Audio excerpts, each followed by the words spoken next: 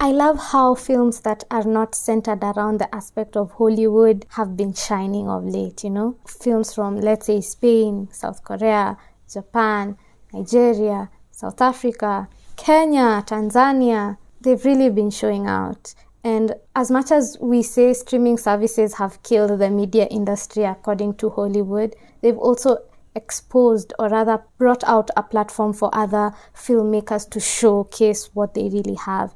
And Netflix, as much as people at times try to dog on it, there's a reason why it's the most successful streaming platform right now. It's the most successful streaming platform because it's actually the only one that is making money, and there's a reason why. It's opened up a platform for a lot of creators to just showcase themselves and showcase their work, and it's a really exciting time. It really is. So Badland Hunters, let's get into it. Let's review it.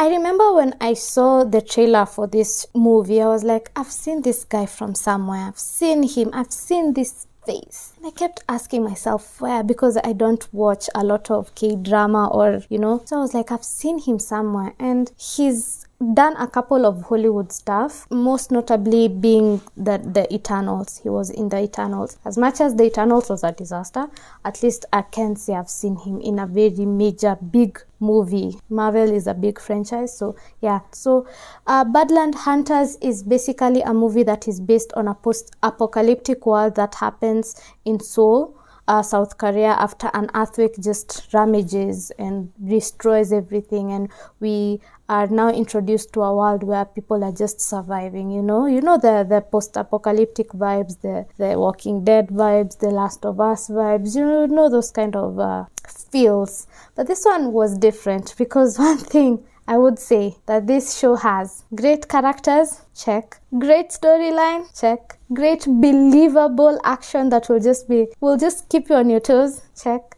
A good time, generally, because I watched it on Sunday afternoon after church, and I was like, it was a really, really good time. And it mostly centers around hunters. Him and a guy called, I will butcher this name, he's Namsan in the movie, and Namsan and Choi Ji-won are hunters, and hunters are people who just go out in the wild and get things that the people they live with in those small societies that they have built. They usually go out to hunt for food and all these things. They will trade whatever they've got with what they need, and get to see him in his true element when he gets to defend Choi Ji-won and a girl that he really likes, who was attacked by people who are just ravaging the small society they were in. And the lady is called Han-soo, and Han-soo is at some point approached by these weird shady guys who are like, we're opening up a society, we want to build back our world again just by using young people, and we are taking them along with their families. And Han-soo only has her grandmother, and she sees a chance to change their lives, and definitely they take it.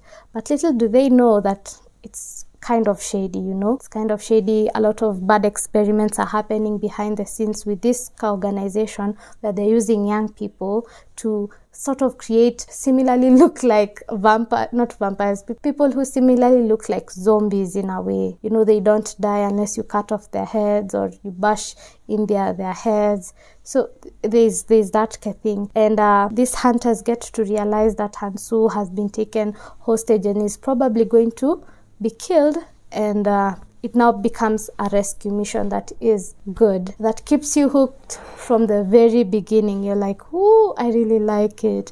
And he is a standout in the film. He's a standout because he's really strong. He like picks people who are mostly like his size or maybe smaller or even big, and he picks them up like pieces of paper.